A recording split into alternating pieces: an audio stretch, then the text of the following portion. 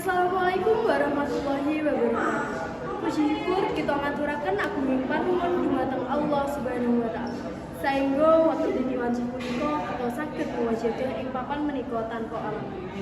Shalawat dan salam boten kasupen tansah kita kunjungaken dumateng Nabi panutan kita Nabi Agung Muhammad sallallahu alaihi wasallam.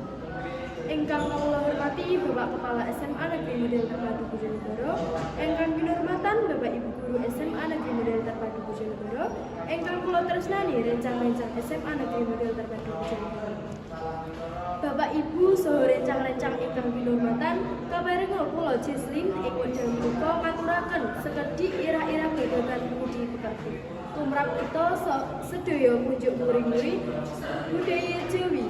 Wiwit nglaksanakake unggah-ungguh utawi budi pekerti kanthi sae saestu supados urip kita ayu tentrem saha bagya.